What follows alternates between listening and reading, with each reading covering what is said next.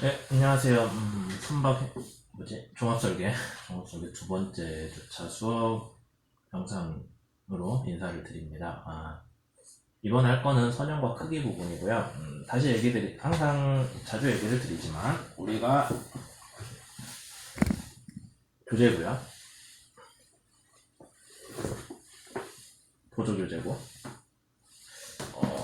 이게 아마 이제 학교에 여러 권들이 돌아다닐 텐데 여러분들 선배들이나 뭐 먼저 수업을 듣는 동기들이 사놓고 안 보는 책들이 있을 거예요. 그러면 그걸 좀 챙겨다가 보시기를 부탁을 드리고, 이게 파트별로 나눠져 있거든요. 그러니까 여러분들이 보시고 뭐 예를 들자면 나는 선형을 하는데 선형 관련 내용을 봐야겠다 그러면은 그것만 찾아서 보세요. 처음부터 끝까지 다 보는 게 너무 비효율적인 그런 책이기 때문에. 그래서 오늘 수업은 선형과 크기라서 아까 그 교재에서 두 번째 장이거든요. 챕터 2에서 필요한 내용. 지금 우리가 유조선을, 맞죠? 탱커를 설계하는 게 목표이기 때문에 그거 관련한 내용들만 정리를 했어요. 근데 뭐 혹시라도 다른 거 관심 있으면 더 보시면 좋겠죠. 그 책 말고 선박 설계학 책에서도, 이 책이 좀 더 얇기는 한데 얇은 만큼 다루는 부분이 조금 적긴 하거든요. 근데 뭐 크게 다르진 않습니다. 그래서 여기 이 책에서도 비슷한 내용들 찾아가지고 좀 보시면 좋겠죠. 그리고 사이버 캠퍼스에 올라간 그 선박 설계 특강 뭐 그런 게 있었거든요. 작년에 선박 설계 컨테스트에 참여한 학생들을 대상으로 회사에 있는 사람들이 와서 강의를 한 적이 있었어요. 3일 동안인가 그 정도 했는데 그게 그 자료들도 업로드는 되어 있습니다. 다만 그것들은 작년에는 컨테이너선이 그 설계 과제였어요. 그래서 컨테이너선 관련한 내용들이 좀 메인이긴 한데, 어쨌든 여러분들이 보시면은 이해는 할 수 있을 거예요. 뭐 유조선으로 바꿔서 생각하실 수 있겠죠. 다음 쪽으로 넘어가겠습니다. 그래서 이 책에서 챕터 2에서 다룬 내용은 선형, 배의 크기, 선박 법규, 보건 성능, 근사 계산 네 가지가 있어요. 거기에 대해서 설명을 하나씩 해보도록 합시다. 우선 선형은 이 책에서 뭐 선미를 어떻게 뽑으면 뭐가 되고 그런 얘기는 잘 안 나와 있어요. 근데 우리가 그냥 이해를 하기로는 선미가 날씬하면은 저항 추진 때 배웠듯이 추진 효율이 좋아지겠구나. 그 다음에 뭐 선미 선수 다 날씬하면 좋죠. 근데 너무 날씬해지려면 같은 배수량이 정해져 있는데 선미 선수를 날씬하게, 우리말로 하면은 CB가 작게, 블락 코에피션트를 작게 하려면은 배가 그만큼 길어져야겠죠. 그러면 만드는데 어렵잖아요. 재료도 많이 들고, 그 다음에 배가 쓸데없이 길어지면은 구조 강도도 약해집니다. 잘 비틀리고 휘고 하니까. 그런 것들을 감안을 했을 때 현실적으로 어느 적당한 값을 취해야겠죠. 그래서 그 부분에 대해서는 나중에 뭐 시간이 되면 따로 설명을 하겠지만은, 선형 자체를 수정하는 거는 그래서 여러분들이 어렵기는 할 것 같은데, 제 생각에 어렵기는 할 것 같은데, 어쨌든 과제에 있으니까 선형을 맡은 사람들은 뭐 이것저것 좀 딱 버려봐야겠죠. 네. 그 다음에 그런 것들 말고 이제 이 책에서 얘기하는 선형은 주로 메인은 그거예요. 기관이 어디에 배치되냐. 그러니까 기관이라고 하면 엔진인데, 짠, 배를 가져왔습니다. 그러면 기관이 어디에 들어있는지를 보기 전에 대충 이거 배 먼저 얘기를 할게요. 컨테이너선이고요. 너무 커서 하나면에 잘 안 들어오는데, 컨테이너선이고, 우리가 배운 거 복습을 한번 해볼게요. 잘 보이는지 모르겠지만, 여기가 선수죠. 배 앞쪽이 선수. 여기는 플레어라고 해서 위로 퍼져 있고, 밑에 볼록 튀어나온 거 우리가 구상선수라고 하죠. 벌버스 바우라고도 하고. 쭉 배가 오다가 여기에 지금 슈퍼 스트럭처가 있죠. 컨테이너 화물 내릴게요.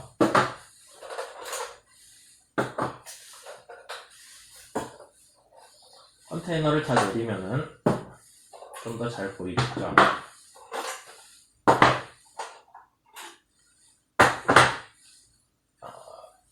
자, 여기가 우리가 브릿지라고도 하는 선교고, 뭐 슈퍼스트럭처라고 하죠. 선실들이 여기에 있어요. 사람들, 뭐 선원들이 자는 데나 등등 다 여기 있고, 여기에서 선장님이 있고 운전을 할 거고, 그렇게 돼 있고, 이거 배가 잘 보일지 모르겠네.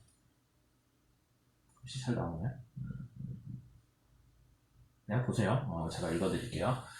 머스크라는 해운회사에서 주문을 한 맥킨리 웰러라는 배고 컨테이너선이고요. 2013년도에 잘 보이면 참 좋을 텐데 초점이 안 맞죠? 2013년도에 취역을 했고 배 길이는 399m라고 되어 있습니다. 전체 길이가 되게 기네요. 그 다음에 배 폭은 59m고 드라프트 홀수는 14.5m래요. 그 다음에 데드웨이트 우리가 그 짐 실을 수 있는 양이 16만 톤 정도 되고 엔진이 8만 마력이래요. 8만 마력이고 컨테이너가 18,000개가 들어간다고 써져 있습니다. 18,000개인데 큰 컨테이너 말고 TU라고 해서 6m짜리 컨테이너 기준이에요. 어쨌든 그래서 여기가 현실이고 여기가 굴뚝이 보이죠? 굴뚝이 있는데 그럼 굴뚝 밑에 뭐가 있겠어요? 엔진이 있겠죠? 잘 보면 엔진도 보입니다. 얘도 뽑히나? 예, 밑에 엔진이 있는데 잘 안 보일 것 같아요. 엔진이 있고 옆에 창도 있죠. 특별히 디스플레이용으로 창이 있어서 엔진이 축이 나와서 프로펠러 2개를 돌리게 되어 있어요. 뒤에 러더도 있네요. 크진 않지만 그렇게 되어 있는데 왜 이 배를 보여드리냐면은 제가 가진 게 이 배밖에 없기도 하지만 옛날에는 컨테이너선이 선실이 여기가 아니라 뒤에 있었어요. 왜냐면은 우선 엔진부터 얘기를 할게요. 우리 챕터도 지금 엔진 다루고 있으니까 엔진이 여기에 선미 쪽에 있는데 엔진 자체는 되게 무거워요. 여러분들도 예상은 했겠지만 되게 무겁고 그 다음에 엔진이 앞쪽으로 무겁기 때문에 배 가운데 오면 안정적이겠죠. 그렇긴 한데 엔진이 여기쯤에 오면은 엔진 축이 여기서 프로펠러까지 그렇죠. 엔진이 가운데쯤 오면은 축이 프로펠러까지 나가야 되거든요. 그러니까 축이 가는 공간은 짐을 못 실잖아요. 그게 안 좋은 거예요. 그래서 엔진은 가능한 선미로 빼는 게 일반적이고 선미로 엔진이 갔으면은 거기서 뭐 굴뚝도 올라오고 선실도 엔진 위에 있는 게 제일 배치가 편하잖아요. 그래서 옛날에는 선실이 여기가 아니라 여기 뒤쪽에 있었어요. 근데 뭐가 문제가 되냐면은 컨테이너선이 길어지기 시작하면서 컨테이너선이 급격하게 커진 게 최근 뭐 한 20년? 뭐 그 정도 일이거든요.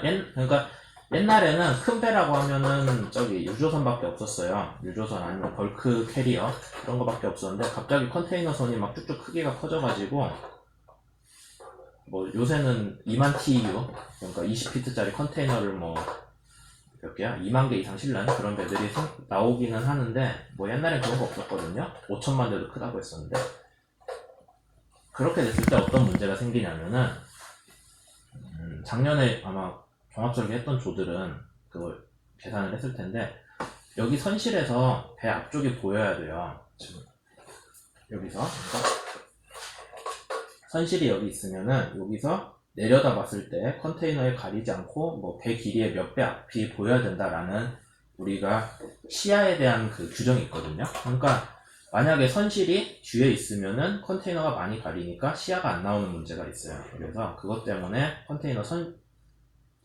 선에서는 여기 앞으로 왔죠. 근데 유조선, 우리가 다뤄야 되는 유조선 같은 거는 갑판 위에 짐을 안 싣거든요. 그러니까 아직도 선실이 뒤쪽에 붙어 있어도 문제가 없어요. 그러니까 뒤쪽에 있으면 엔진도 뒤에 있으니까 축이 차지하는 공간도 짧아지고 축에 들어가는 재료도 줄고 뭐 배치도 쉬워지고 화물판도 더 쓸 수 있고 그 다음에 선실도 똑같이 뒤에 가서 붙는 경우가 일반적이다라고 이해를 하시면 되죠. 그러면은 여기 들어가는 엔진은 뭐였냐면 아까 8만 마력짜리 엔진이 2개가 들어가니까 전체 합은 16만 마력이고 여러분들이 보통 승용차가 한 150마력 이쪽 저쪽 될 테니까 자동차 한 1000대 정도의 출력을 한 번에 내고 있습니다. 그렇기 위해 쓰는 엔진들이 주로 저속 디젤 엔진, 중속 디젤 엔진, 뭐 증기터빈, 가스터빈 잘 안 써요. 가스터빈 같은 거는 저기 군함에서 쓰고 우리나라 원자력 없고 전기 추진 잘 안 쓰고 있어요. 어쨌든 우리가 주로 다룰 거는 저속 디젤 엔진인데 회전수가 RPM 1분에 1미니트에 100에서 300 정도 회전을 한다라고 하는 것들을 저속 디젤 기관이라고 해요. 일반적인 디젤 자동차 우리가 알고 있는 뭐 버스라거나 트럭이라거나 하는 것들 하면은 회전수가 걔는 한 그래도 2000까지는 왔다 갔다 할 테니까 저속 디젤보다 많이 빠르게 돌아가는 거고, 보통 승용차에 들어가는 가솔린 엔진이면은 최대 회전수는 한 5, 6천 정도, 6천은 넘을 거예요. 그러니까 되게 빠르게 도는 거죠. 그런 것들이 있습니다. 근데 저속 디젤 엔진은 대개는 이 회전수에 맞춰서 프로펠러 설계해요. 우리가 저항 추진 때 했었지만은 그때 뭐 프로펠러 회전수 102 RPM에 맞춰갖고 설계를 했잖아요. 그냥 엔진 회전수대로 추진기가 돌게끔 추진기를 설계를 잘하는 게 핵심이 되고요. 중속 디젤 엔진은 회전수가 좀 높기 때문에 그 회전수로 프로펠러를 그대로 돌리지 않고 중간에 감속 기어가 하나 들어가요. 프로펠러를 더 느리게 돌게끔 들어가는 기어가 있는데, 그래서 설계를 어떻게 하든 간에 제일 좋은 추진기 회전수를 만들도록 감속 기어를 직접 제어를 해주면 되는 거죠. 감속 기어를 잘 만들어서 기어비를. 그런 차이가 있습니다. 다만 우리가 거의 다루는 거는 지금 저속 디젤 엔진이고, 여러분들이 선박설계 컨테스트 종합설계에서도 아마 저속 디젤 위주로 할 거예요. 뭐 나는 중속 디젤 넣고 감속기 넣고 싶어요 해도 돼요. 뭐 근데 좀 한 사례가 적기 때문에 여러분들이 그거를 이제 여러분들 설계를 만드는 게 조금 어려울 수 있죠. 참고할 게 적어서. 우리가 생각을 해보기에 기관하고 추진기 설계는 추진기 회전수를 낮게 잡으면은 프로펠러 성능 곡선에서 ND분의 V잖아요. 그러니까 N이 작을수록 J가 커지니까 전진비가 커지니까 효율은 증가해요. 일반적으로. 그래서 프로펠러를 회전수를 낮게 하면은, 근데 회전수만 낮을 순 없죠. 뭐 회전수가 낮으면 피치가 커지든 지름이 커지든 해야 되니까. 그래서 지름을 키우는 게 되게 트렌드인데, 프로펠러를 설계를 할 때 회전수를 낮게 하고 지름을 크게 해서 같은 추력을 뽑는데, 문제는 뭐가 있냐면은 프로펠러가 무턱대고 커지면은 짠, 선미에 여러분들이 보이겠지만 선미에 트랜섬 밑에 공간이 한계가 있는데, 제한이 있는데 프로펠러를 무턱대고 키울 수 없죠. 그럼 프로펠러가 커져서 배보다 아래로 튀어나올 수도 없어요. 그렇게 설계를 할 수가 없기 때문에 우리가 뭐가 문제가 되냐면은 배 흘수 아니면 선미 공간의 크기 등이 제한사항으로 걸립니다. 그래서 프로펠러를 무턱대고 키울 수는 없고, 또 요새 문제가 되는 게 트랜섬이랑 프로펠러 끝단이랑 사이 갭. 여러분들이 이번에 종합설계 하실 때는 그것까지 계산을 해야 돼요. 우리가 저항 추진 때는 그냥 최적 프로펠러 측정해갖고 말았는데, 그런 것들까지 고려를 했을 때 어쨌든 프로펠러를 무턱대고 키울 수는 없고 회전수도 무턱대고 낮출 수는 없다 라는 문제가 있죠. 그래서 여러분들 그 수업 강의 교재를 보면은 표 2-3이 있는데 표가 좀 불친절하게 설명이 되어 있어서 제가 새로 정리를 했습니다. 거기서 주로 엔진 3개를 비교를 했어요. 저속 디젤, 중속 디젤, 증기 터빈 3가지를 했고, 주 기관 출력을 먼저 나왔는데, 출력은 우리가 여기서는 마력으로 했죠. PS라고 해서 미터법 마력이고 75kg 곱하기 9.8 곱하기 그냥 그거만 했던 것 같은데 1m/s. 대개 한 748W 정도가 1마력으로 제가 기억을 하거든요. 그래서 그걸로 계산을 하면은 저속 디젤 엔진은 3만 마력을 120 RPM에서 뽑아내고 27,000마력을 116 RPM에서 뽑아낸다라고 이해가 되어 있네요. 그러면은 NCR, MCR인데 우리가 저항 추진 때 얘기했었어요. 다시 설명을 하자면은 Maximum Continuous Rating은 엔진이 무리를 받지 않는 한에서 그냥 최대한 낼 수 있는 출력이에요. 그러니까 이 이상 되면은 엔진이 맛이 갈 수 있다. 우리가 보증을 하지 않는다. 그거고, NCR은 노말이라고 해서 노말 컨티뉴어스 레이팅은, 근데 우리가 최대 MCR로 맥시멈으로 최대 출력으로 열심히 엔진을 돌린다고 했을 때 문제가 뭐가 엔진 효율이 안 좋을 수 있죠. 지금 한참 최고 맥시멈으로 가고 있습니다. 그러니까 효율이 제일 좋고 괜찮은 영역은 NCR로 하자, 그렇게 정했죠 우리들이.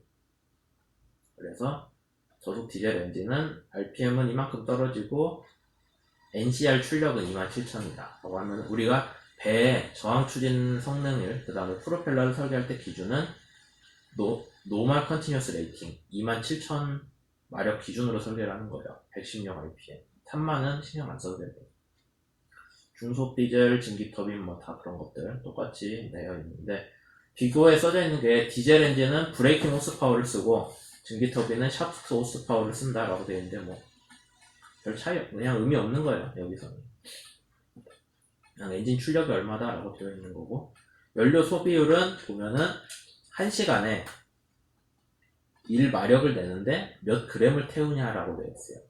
1시간에 1마력을 하는데 160g을 태우면 돼요. 마력당이기 때문에 중속 디젤이 낮으면은 얘는 그만큼 연료를 적게 쓰는 거죠. 효율이 좋다는 뜻이에요. 그러면은 이 엔진을 NCR로 하루 종일 돌리면은 연료를 얼마나 태울까 계산 가능하죠. 24시간 27,000마력 160g 곱하면은 얼마 나오는데 톤 단위로 바꿔주니까 g에서 100만으로 나눴어요. 그러면 103톤을 쓴대요.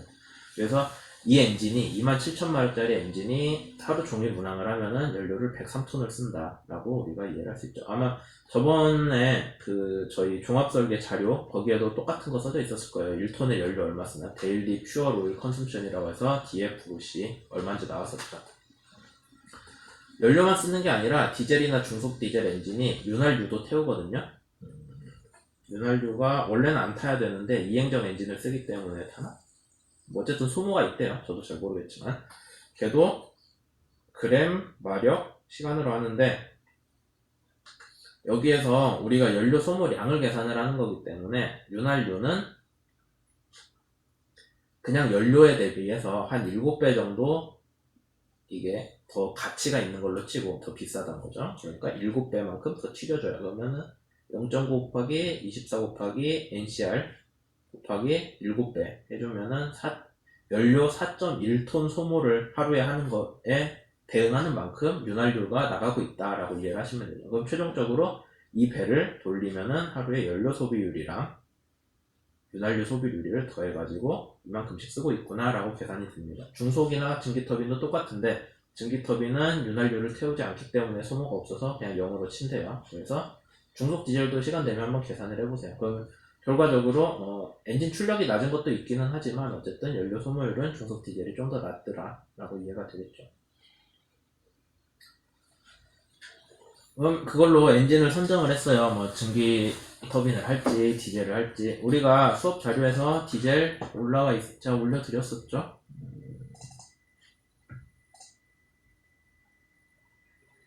하나를 열어볼게요. 수업 자료에 올려드렸던 건데 잘 보이죠? 여러 가지가 있습니다. 마린 프로펄전 엔진이라 우리가 주로 쓰게 되는 거겠죠. 다음에 마린 엔진 이거는 뭐 좀 짜잘한 거고 파워플랜트 우리가 볼 필요 없으니까 이쪽부터 보시죠. 그럼 되게 큰 엔진이 있습니다. 뭐 어쩌고저쩌고 써져 있는데 별로 중요한 얘기는 아니고요. 어디다가 썼냐라고 하면은 배에 쓰겠죠. 프로펄전 시스템에 당연히 들어갑니다. 그래서 인트로덕션이 있고 터보 차지가 들어가고 연료 소모율이 배마다 따로 나오겠죠. 엔진마다. 여러분들이 이거를 뭐 다 이해를 하시면 좋겠지만 꼭 그럴 필요는 없고요. 그 다음에 지금 중요한 건 그게 아니니까 파워 레인지가 있는데 여기선 마력을 안 쓰고 킬로와트를 썼어요. 요새는 거의 다 킬로와트로 계산을 하기 때문에 여러분들이 선박을 설계를 했는데 우리 종합설계 배는 되게 동력이 어느 정도 나왔었죠? 자료가 있는지 모르겠네.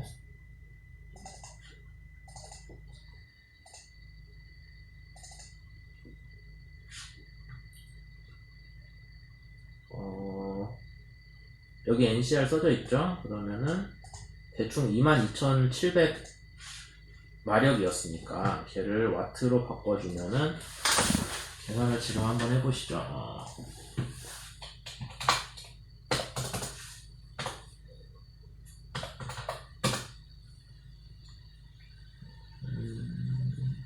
아니지, 잠깐만. 곱하기 내려야 되는구나. 1000 나눠주면 한 17,000 나오잖아요. 그러면은 17,000 킬로와트 정도, 그러니까 한 이 정도 올 거예요. 여기에 대응되는 엔진 여러분들이 찾으시면 되는 거죠. 17,000. 뭐 물론 우리 배 설계하면은 좀 동력 달라지면 거기에 맞춰서 엔진 새로 정하셔야 돼요. 네, 전화가 와가지고 잠깐 잘랐는데요. 지금 우리 현대 엔진 카탈로그 보고 있었어요. 그리고 뭐 이것저것 써져 있는데 한번 봅시다. 뒤로 여기 보시면은 이제 레이티드 아웃풋, 그러니까 출력 나와 있고요. 그 다음에 엔진 디멘전 다 필요 없고 드라이 웨이트 무게 정도만 아시면 되겠죠. 필요하구나. 이거 길이 같은 거 나중에 일반 배치하실 때 알으셔야겠죠. 네, 이거는 작은 엔진들이고요. 우리가 찾는 거는 되게 출력이 어느 정도였죠? 한 16,000kW 정도니까 좀 가봅시다. 작은 엔진들이고 대충 이 정도 나오겠죠? 여기가 15,000이니까 15,000짜리 15,000? 뭐 할 수 있겠죠? 그러면은 근데 레이티드 아웃풋이니까 이게 NCR인지 MCR인지는 안 써져 있네. 근데 지금 이거 중속 디젤이에요. 숫자 보시면 아시겠지만 600rpm이잖아요. 우리가 찾는 거는 저속 디젤 엔진인데 쭉 가봅시다. 또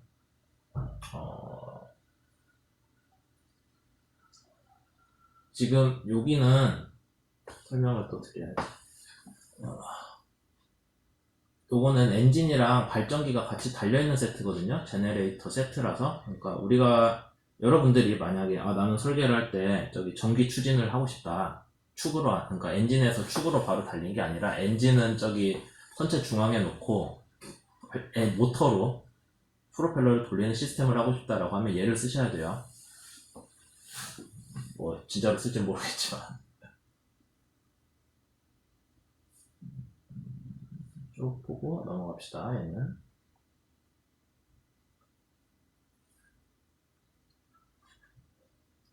보면은 출력이 안 큰 엔진들이라서 무게가 그렇게 높지 않아요. 그거 감안하시고 쭉 지나갈게요. 제너레이션 세트는. 자, 이제 저속 디젤 엔진인데 해상용이고 디젤 엔진인데 이행정이라고 해서 여러분들이 옛날에 고등학교 때 기술 시간에 배웠을 수도 있어요. 이행정 엔진을 씁니다. 되게 크죠. 우리 목표는 16,000kW니까 뭐 여기 세트 중에서 찾으면 되겠죠. 근데 지금 네, 그 정도고 넘어갈게요. 프로필러가 바로 나오면 어떡하냐.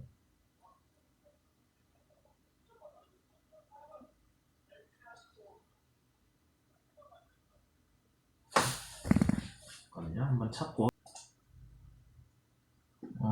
제가 업로드한 카탈로그가 그렇게 정확하게 나와 있지가 않네요. 앞에는 그러니까 우리가 신경 안 쓰는 중속 디젤은 많이 나와 있는데 저속 디젤은 이런 식으로 나와 있어요. 근데 사실 저속 디젤은 뭐 카탈로그 다시 한번 찾아보긴 해야겠죠. 우리가 원하는 출력이 16,000kW니까 여기쯤일 거예요. 그러면은 여기에서 여기 엔진 그룹 중에 하나를 택해가지고 밑에 스피드를 찾으면 되죠. 그럼 대충 뭐 한 1000rpm 정도? 그 정도 나온다라는 것까지 이해를 하고 갈 수가 있네요. 그리고 뭐 등등 이야기가 좀 더 써져 있고요. 이거 말고 우리가 그 만 거 디젤 엔진 만이었나요? 제가 업로드 2개 했었던 것 같은데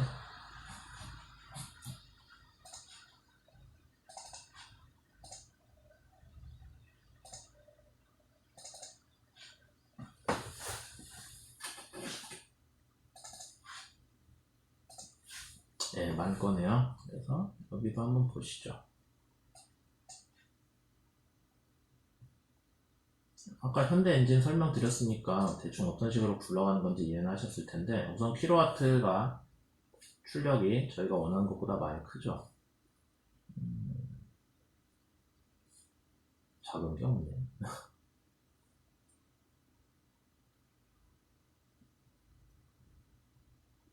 이제 16,000짜리 나왔네요. 16,000이고 RPM은 91rpm 정도 나온다라고 되어 있고 이 엔진 실린더 하나에 낼 수 있는 출력이 이 정도라는 거예요. 그러니까 곱하기 5개를 하면은 16,000 정도가 네트로 나오죠. 이렇게 되어 있고 여러분들이 그런 식으로 이해를 하시면 됩니다. 그 다음에 봤을 때 무게는 우리가 원하는 게 뭐가 있니? 무게가 5개 실린더짜리에 무게는 엔진은 450톤 정도 나간다 라고 되어 있네요. 뭐 배 전체로 봤을 때는 또 의외로 안 무거운 그런 무게가 됩니다. 다만 여러분들이 얘를 디멘전을 봐서 사이즈를 봐서 이 엔진이 들어갈 엔진 룸을 설계를 하셔야겠죠. 특히 배 이거 엔진 높이 같은 거 감안을 하셔서 그리고 뭐 뒤에 다른 엔진들 더 있어요. 그럼 여러분들이 아까 현대 엔진 카탈로그보다 여기에서 카탈로그에서 찾는 게 훨씬 낫겠네요. 왜냐면 저속 엔진들이 잘 나와 있으니까. 뭐 그런 것들 쭉 넘어가서 보시면은 잘 설명이 되어 있어요. 그러니까 그걸 보시고 혹시 뭐 딴 게 더 있나 하고 보고 있는데 더 특별한 거는 없는 것 같네요. 사이버 캠퍼스에 올라가 있으니까 여러분들이 보시고 하시면 되고요. 이거는 같은 놈이야. 네, 연료를 다른 걸 쓸 때거든요. 디젤 말고 뭐 메탄올이나 에타인 같은 거 쓸 때 기준으로도 성능이 나와 있는데 뭐 여러분들이 종합설계 하실 때 혹시라도 나는 저기 헤비 퓨얼 오일 말고 뭔가 좀 다른 친환경적인 거 쓰는 배 설계하고 싶다.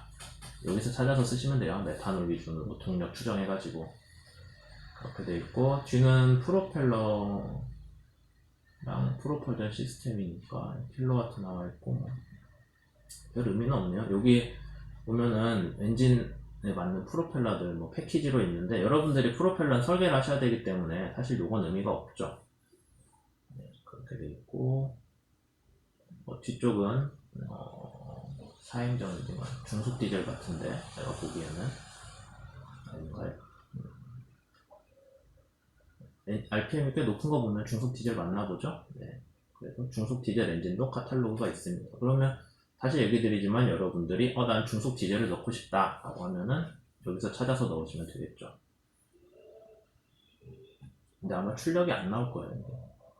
뭐 등등 쭉 시간 두고 찾아보시면 재밌는 얘기 많습니다. 그러니까 저항 추진 쪽 파트 담당하신 분들은 읽어보시고 이해를 하시면 되겠죠. 근데 뭔 얘기를 하다 여기까지 왔니?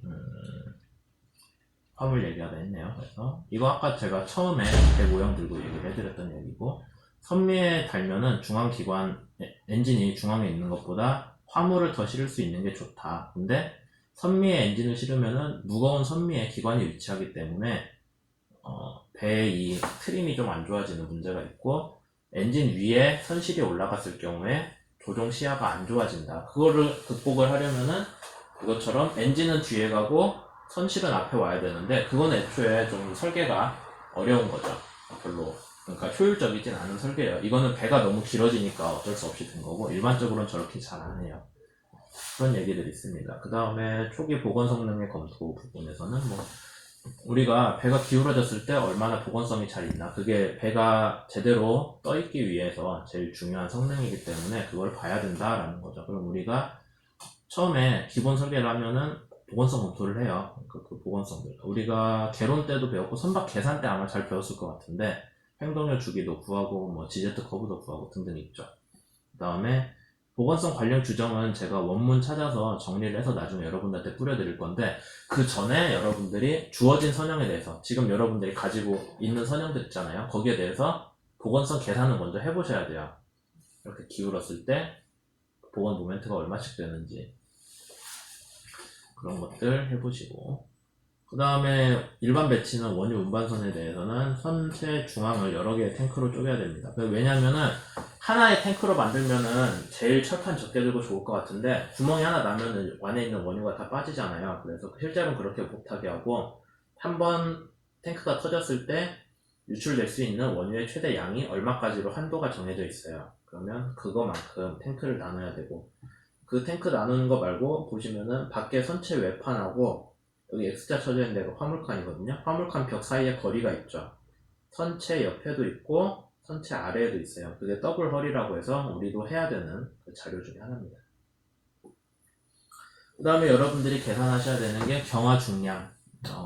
배 껍데기만 가지고 항해 준비를, 그러니까 승무원도 없이 이 배 자체가 지금 나갈 수는 없어요. 근데 그냥 배라고 하면은 들어있는 애들, 화물 빼고 그런 애들의 무게가 경화 중량이고 여러분들 계산을 해야 돼요. 왜냐면 경화 중량이 크면은 철판을 많이 쓴 배니까 재료비가 많이 들거든요.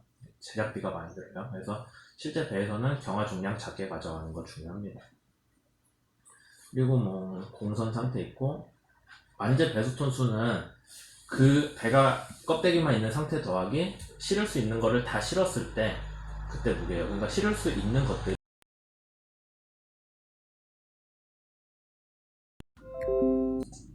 네, 잠깐 저기 캠코더가 꺼졌는데 우리가 얘기하는 데드 웨이트가 재화 중량이 되는 거죠. 그거 더하기 배 껍데기를 하면은 배가 실제로 짐까지 실어서 떠 있을 수 있는 최대 무게가 나오는 거예요. 그걸 만재 배수 톤수라고 합니다. 그래서 뭐 화물 그러면 우리가 배를 설계할 때는 화물 칸은 부피로 나오잖아요. 몇 미터 곱하기 몇 미터 곱하기 몇 미터 하는 부피로 나오는데 그게 안에 뭐를 채웠을 때 무게를 얼마만큼 차지를 하냐 거기에 대한 것들이고 대개 보시면은 1톤이 차지하는 부피가 물이 1톤이면은 1세제곱미터일 거예요. 세제곱미터 부피일 거예요. 근데 보시면 걔보다 좀 크죠. 그러니까 그만큼 물보다 가벼운 걸 싣고 있다 라고 이해를 하시면 됩니다. 근데 의외로 자동차는 되게 가벼운 화물이다 라고 우리가 알 수 있죠. 부피에 비해 가벼운 편이에요. 그게 있고 이제 엔진 얘기하면은 MCR, NCR 뭐 자주 얘기했으니까 넘어가도록 할게요. 우리도 엔진 스펙에서 정해져 있습니다. 그 다음에 회전수 여유라는 게 있는데 얘는 뭐냐면 나중에 프로펠러 설계 때 수업을 하면 배우긴 하는데 배가 그냥 배 수명이 한 2, 30년 정도 잡고 있어요. 그러면은 20년 정도 쓰면은 뭔가 노후가 되겠죠. 그럼 엔진도 원래 성능 안 나오고 조금 떨어지고 뭐 배 성능도 좀 떨어지고 하니까 거기서 우리가 기대를 하는 게 프로펠러 회전수가 낮아진다는 거예요. 설계된 것보다. 그러니까 프로펠러 회전수가 낮아지니까 애초에 만들 때 프로펠러 회전수를 좀 높게 해가지고 얘가 수명이 갈수록 최적 프로펠러 회전수로 점차적으로 맞춰질 수 있게 그렇게 하는 게 회전수 여유죠. 뭐 적절한 비유인지 모르겠지만 이제 애들이 어릴 때는 신발 같은 거를 좀 크게 신기거든요. 어차피 네 크면은 신발에 맞게 되어 있어라고 하면서 똑같습니다. 배도 네가 나중에 오래되면 회전수가 낮아지기 때문에 애초에 좀 높게 설계를 해 라는 게 있고 여러분들이 종합설계에서도 그걸 감안을 하셔야겠죠. 그리고 파도가 치는 바다에 나가면은 요구 출력이 파도가 없는 조건에서 우리가 저항 시험을 통해 추정한 것보다 좀 더 크게 나와요. 저항 추진 때 했었죠. 과제로 15% 정도 증가하니까 그거 계산을 해야 된다 라는 거 얘기를 먼저 했습니다. 나중에 상세하게 다시 다룰 거예요. 근데 저항 추진 쪽에서 먼저 이해를 하셔야 되고 선박 관련한 법규들은 여러 가지가 있는데 솔라스라고 해서 인명이나 안전 관련한 규정들도 있고요. 그 다음에 이거는 연료든 원유든 유출이 됐을 때 그로 인한 바다의 오염을 막는 거예요. 그래서 뭐가 제일 중요하냐면 탱크 용량이 기름을 담는 탱크가 얼마 이상가 이걸로 계산을 하되 얘보단 작아야 된다는 얘기가 되는 거겠죠. 그러니까 우리가 이 정도까지는 세도 된다라고 이해를 하시고 그러면 탱크 용량을 어느 정도로 제한이 되어 있어요. 그러니까 선체 중앙에 있는 탱크는 5만 세제곱미터 미만이 돼야 되죠. 그러면 원유가 비중이 한 0.8 정도 되니까 한 4만 톤? 탱크 하나에 한 4만 톤까지는 담을 수 있어요. 물론 걔보다 작은 게 안전하겠죠. 그렇게 돼 있고 뭐 탱크 길이의 제한도 있습니다.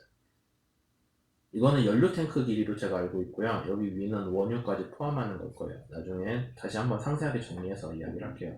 그거 있고 뭐 선박이 여러 가지 오염물질을 배출하기 때문에 그걸 막는 규약도 있습니다. 뭐가 있냐면은 뭐 발라스트 워터라거나 뭐 황이라거나 등등 있겠죠. 그래서 이런 값들을 감안을 해서 일반 배치도를 여러분들이 내셔야 돼요. 그리고 보건 성능인데 보건 성능은 그 책에 보면은 그러니까 여러분들이 보건 성능을 계산을 하려고 하면은 우리는 배가 안전해졌는데 보건 성능을 어떻게 하나요 하고 손을 놓고 있을 가능성이 아주 크거든요. 근데 그렇게 하면 되던 일도 안 되겠죠. 아무것도 안 하고 손 놓고 있으면. 그래서 보건 성능을 미리 계략적으로 계산할 수 있는 방법이 책의 챕터 2.4에 나와 있어요. 그래서 여러분들이 그걸 보시고 선박의 보건 성능을 먼저 계략적으로 계산을 해 보시면은 뭐가 나오냐면은 건현이 나오겠죠. 필요한 건현. 그러면 그 건현이 그 기존의 실적선에 대해서 비교를 해가지고 그때 실적선 건현이 7m였나요? 7m면 되겠네. 더 키워야겠네. 그게 나오는 거죠. 그래서 여러분들이 보건 성능 해석 스테빌리티 관련해서 계산하시는 분들은 먼저 주어진 선형에 대해 잡고 이거를 꼭 계산을 해 보세요.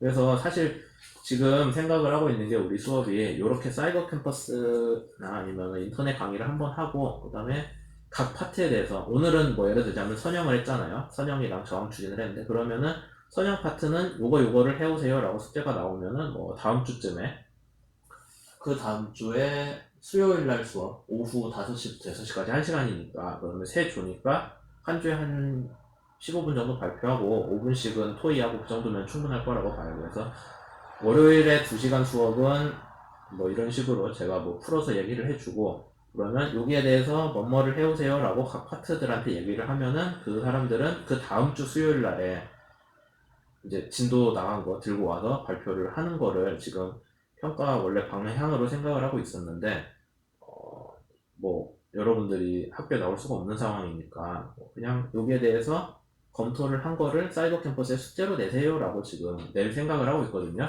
그래서 그렇게 되려면 제일 중요한 게 각 파트들이 누가 무엇을 하는지가 확실히 나눠져야 돼요. 그냥